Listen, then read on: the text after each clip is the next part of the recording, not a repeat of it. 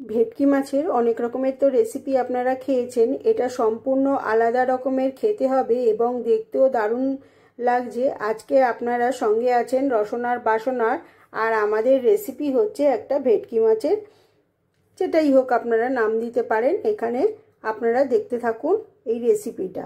আমি শুরু করছি। কয়েক টুকরো মাছ নিয়ে, ভেটকি মাছ নিয়েছি 3 টুকরো নিয়ে, এর মধ্যে আমি হলুদ গুঁড়ো দিয়ে দিচ্ছি।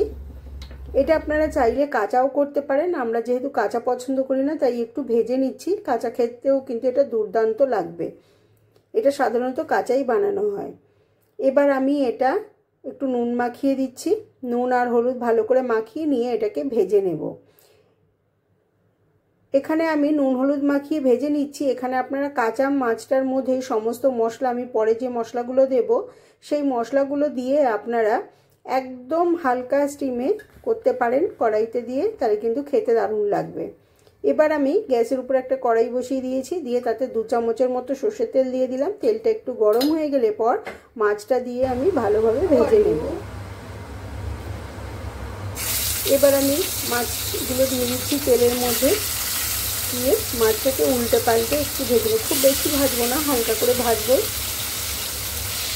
কিন্তু এটা যদি কাঁচা বানানো হতো তাহলে এর টেস্টটা আরও দ্বিগুণ হতো।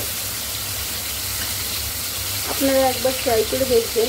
কাঁচাই আপনারা যদি কাঁচা মাছ খেতে পারেন তাহলে কাঁচাই করে দেখবেন, সেক্ষেত্রে খেয়ে আমাকে কমেন্ট করে জানাবেন। এবার আমি বেশ কিছুটা নারকেল নিয়ে নিয়েছি, নারকেলটাকে আমি মিহি করে পেস্ট করে নেব। এবার যে বাটিটার মধ্যে মাছ মেখেছিলাম সেই বাটিটার মধ্যেই আমি 1 চামচ হলুদ দিয়ে দিলাম, স্বাদ মতো নুন দিচ্ছি, আর সর্ষের তেল দিয়ে দিচ্ছি আমি 2 চামচের মতন।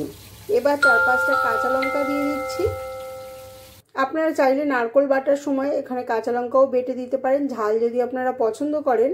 আমরা ঝাল খেতে পারি না তাই এখানে কাঁচা লঙ্কাগুলো এমনি গোটা দিলাম। আর দিচ্ছি, এখানে আমি বাড়িতেই বানিয়ে নিয়েছি সর্ষে, কালো সর্ষে, আর এখানে পোস্ত রয়েছে 3 চামচ নিচ্ছি। এখানে পোস্তটা হাফ নিতে হবে সর্ষেটা থেকে, সর্ষেটা বেশি নিতে হবে, সর্ষের ঠিক হাফ পোস্ত নিয়ে ভালোভাবে এটা আমি সমস্ত মিশিয়ে দিচ্ছি।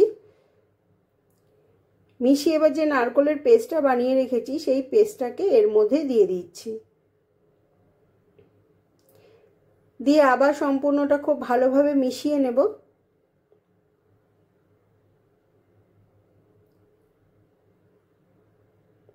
সবটা খুব ভালো করে মিশিয়ে নিয়ে এর মধ্যে খুব সামান্য মিক্সির যে বাটিটা ধুয়ে জল দিয়ে দেবো। আমি খুব সামান্য জল দিলাম। এটা কিন্তু খুব ঝোল হবে না, একদম গায়ে মাখা হবে, খেতে কিন্তু দুর্দান্ত হবে, ভাতের সাথে খেতে কিন্তু দারুণ লাগবে।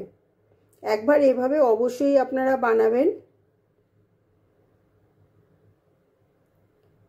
দেখুন কতটা পাতলা হয়েছে, যদি আরেকটু জল দেওয়ার দরকার হয় আপনারা দিতে পারেন। এবার মাছগুলো ভাজা হয়ে গেছে, আমি এই মাছগুলো আর তুলবো না, এই মাছগুলোর মধ্যেই এই মিশ্রণটা ঢেলে দেব।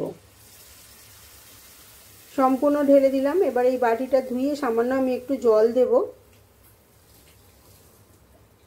আপনারা যদি এত শুকনো না রাখতে চান তাহলে জলটা একটু বেশি দেবেন। এখানে গ্যাসের ফ্লেমটা কিন্তু একদম লোতে করে রাখতে হবে, এটা খুব চটজলদি রান্না হয়ে যাবে। আর যদি গ্যাসের ফ্লেমটা বাড়ানো থাকে তাহলে খুব তাড়াতাড়ি এই গ্রেভিটা শুকিয়ে যাবে, কারণ এখানে তো বেশি জল দেওয়া নেই। সামান্য আমি একটু বাটিটা ধুয়ে জল দিয়ে দিচ্ছি। এবার এটাকে আমি ঢেকে রেখে দেব 2 মিনিটের মতন। একটু ফুটে উঠলেই আমি এটাকে নামিয়ে দেব।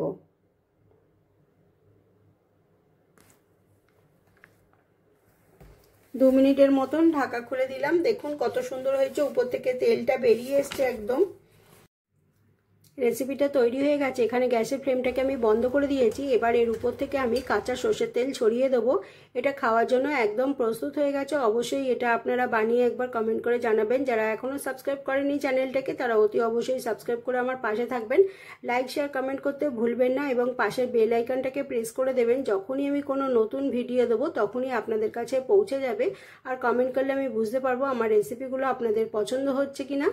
আর শেয়ার করলে আমার এই রেসিপিগুলো আরও অনেক অনেকে দেখতে পাবে। আপনাদের অসংখ্য ভালোবাসা পাচ্ছি, তার জন্য আমি আপনাদের কাছে কৃতজ্ঞ। আমিও এভাবে কথা দিলাম পাশে থাকবো, আপনারাও আমার পাশে থাকবেন।